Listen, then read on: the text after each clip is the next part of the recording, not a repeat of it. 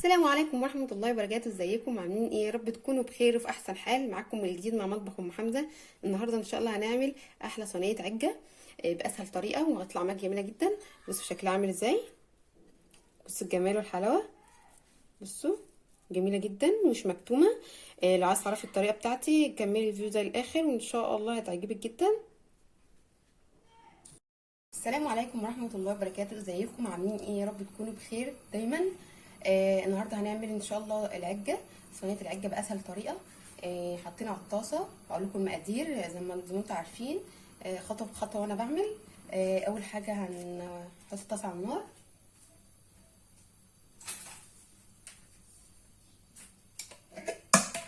هنحط معلقة سمنة كبيرة،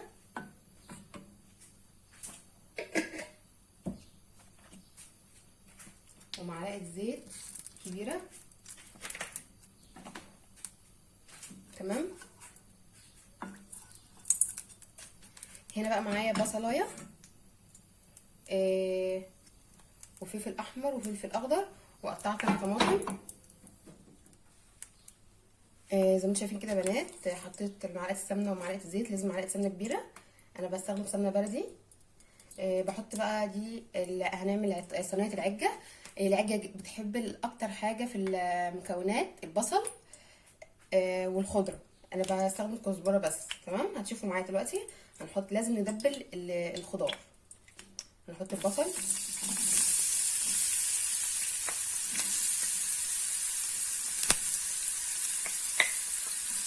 البصل.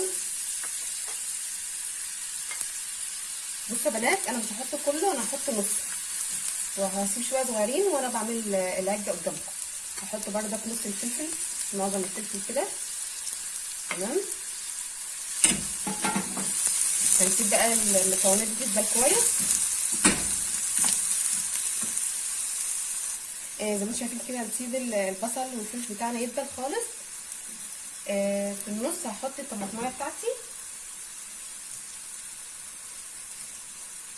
اهم حاجه يا بنات ما تنسوش اللايك لو اذا سمحتوا. لو الفيديو ده عجبك لايك، اشتركي في القناه عشان يوصلك كل جديد مني.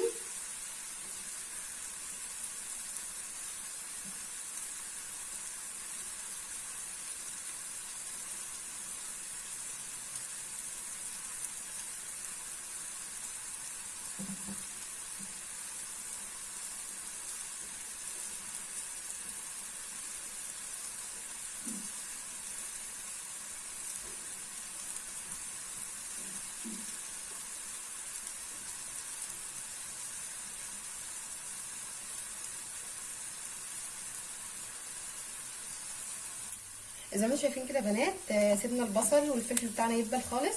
هنحط بقى الطماطمايه الكبيره اللي انا مقطعاها.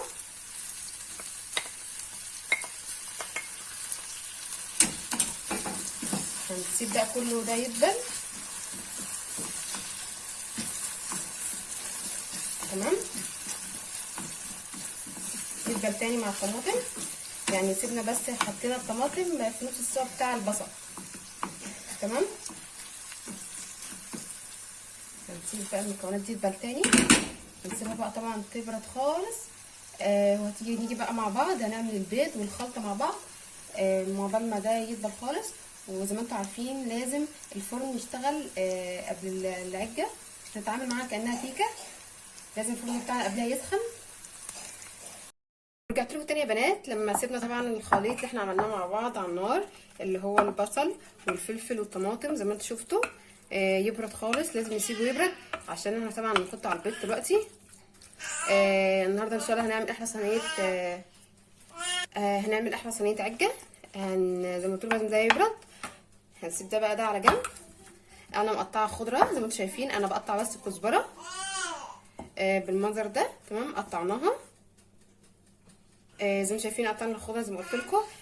اول حاجه يا بنات هنجيب الاول عشان نعمل الصينيه فيها بتاعه العجه. هنعملها بالزيت والدقيق زي الكيكه بالظبط. تمام.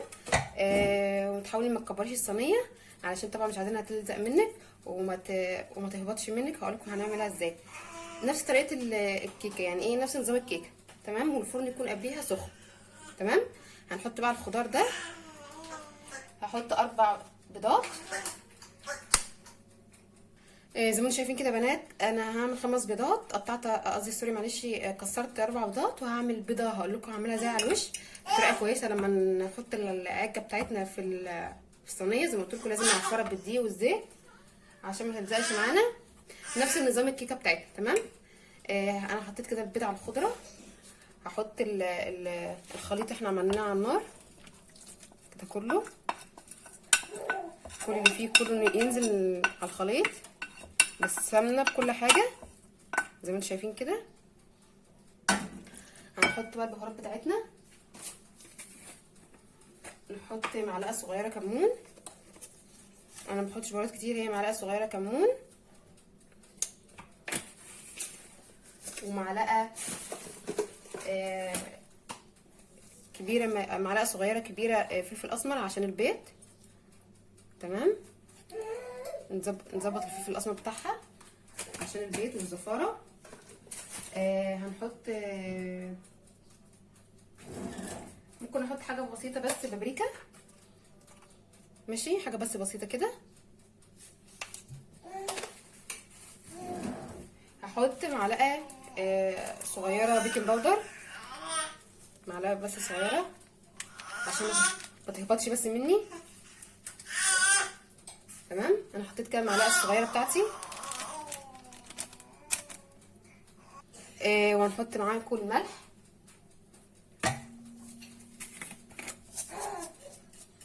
معلقه كده صغيره حلوه،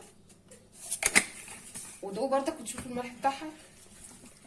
وكان في شويه فلفل الوان سايباهم في الاخر ما دبلتهمش، حطهم برضك كده. تمام. هنقلب بقى كويس قوي الخليط ده. هقول لكم هنعمل ايه تاني، هنحط بس هنقلب الاول الخليط ده الاول وبعد كده هقول لكم هنعمل ايه كده. بس اهم خطوه يا بنات نسيب معانا بسم الله اقول لكم ايه، نسيب الخليط اللي احنا عملناه على النار يبرد خالص تماما علشان البيض بتاعنا ما يبصي. ونحط المكونات زي ما انتوا شفتوا كده. ظبطي بقى الملح بتاعها انتي، انا بحط لهاش غير ملح وفلفل وشويه كمون بس صغيرين، ما احطش اكتر من كده. تمام. عايزه تحطي كمان بيضه حطي اللي انت عايزاه، اعملي المقدار اللي انت عايزاه. هقعد بقى اقلب كويس قوي لغايه بس اظبط المكونات بتاعتي كلها تخش في بعضها، وبعد كده هقول لكم هنحط ايه تاني. هحط معلقتين كبار دقيق. تمام. وهنظبط بقى بشويه اللبن، هنخلي القوام متناسق. هقول لكم ازاي، هقول لكم القوام بتاعي.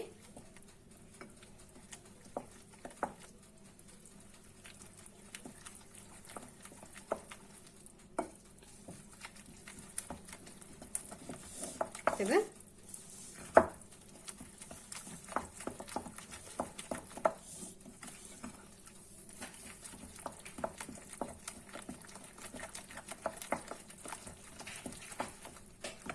ممكن احط شويه لبن مش كتير، احط نص كوبايه.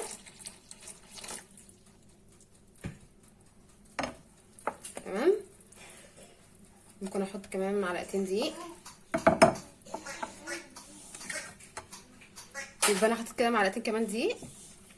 وحطيت نص كوبايه لبن. حاولي تظبطي القوام بتاعها وتقلبي الدقيق كويس وتظبطي الملح بتاعها. انا ما بحطش عليها بهارات تانية، هو ملح وفلفل اسمر وحاجه بسيطه كمون، ما بكترش عن كده يا بنات.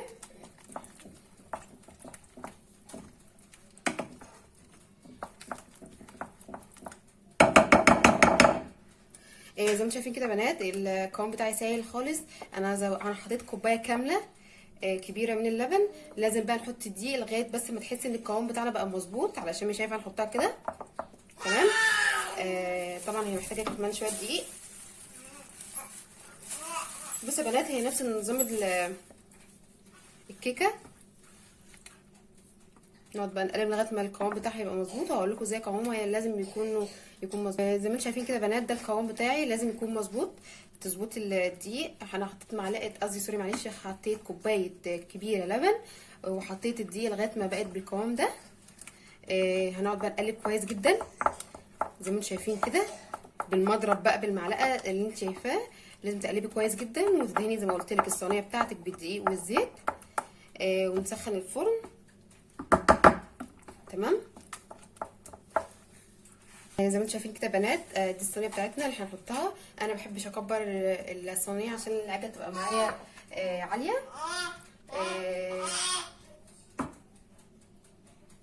بصوا يا بنات، ده الخليط بتاعي هنحطه بقى في الصينيه، بس زي ما قلت لكم لازم يتقلب كويس جدا.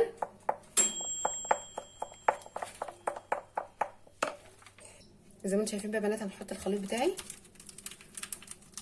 كده بالمنظر ده. في بقى تكايه اقول لكم عليها هنعملها في الوش عشان العجه بتاعتي ما تغمقش، يبقى شكلها حلو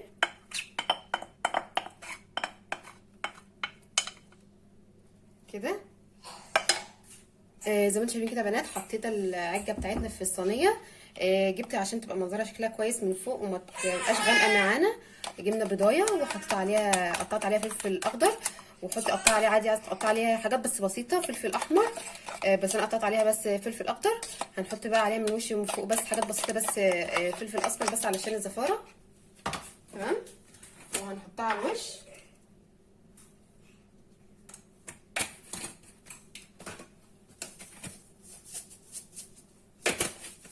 تمام. هنقلبها كويس قوي كده.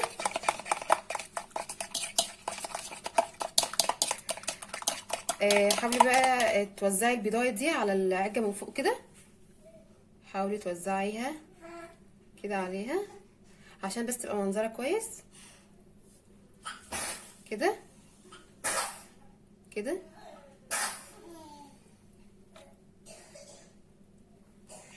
كده حطينا البيضايه كده. انت ممكن تجيبي فرشه وتوزعي بس البيض كده بالراحه عشان تبقى بس منظر العجه شكلها كويس. تحاولي توزعي البيض بس بالراحه خالص. مشي الفرشه على البيضايه اللي فوق. ماشي كده. وزعي البيض كده في الصينيه كلها كده.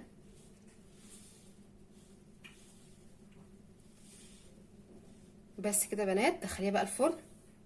عايزه بقى تحطي لها فلفل احمر، حطي لها زي ما قلت لك، وفلفل اخضر زي ما انا قلت لك، مع بيضايه. هندخلها بقى الفرن على درجه حراره 180. هنتعامل معاها زي ما قلت لكم زي الكيكه، وهنسيبها 25 دقيقه. وما نفتحش الفرن عشان ما تهبطش مننا.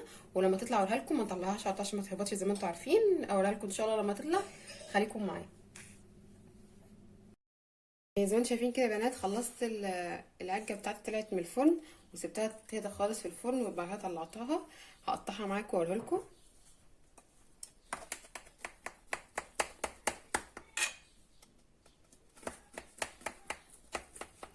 جميله جدا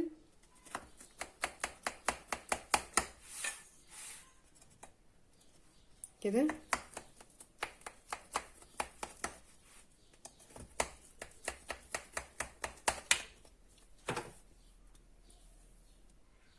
كده يا بنات، كده خلاص قطعت العجه. وده كان منظرها. بصوا، مش عايزه اقول لكم جميله قد ايه، بجد رائعه وريحتها جميله جدا. يا رب تعجبكم يا رب. ما تنسيش بقى يا بنات، لو الفيديو ده عجبك تدوسي لايك وتشتركي في القناه عشان يوصلك كل جديد مني. وان شاء الله جربيها، طريقتي هتعجبك جدا. بصوا الجمال، جميله جدا وريحتها لذيذه قوي. يا رب الوصفه بتاعتي تكون عجبتكم. اشوفكم على خير الفيديو الجاي. السلام عليكم ورحمه الله وبركاته.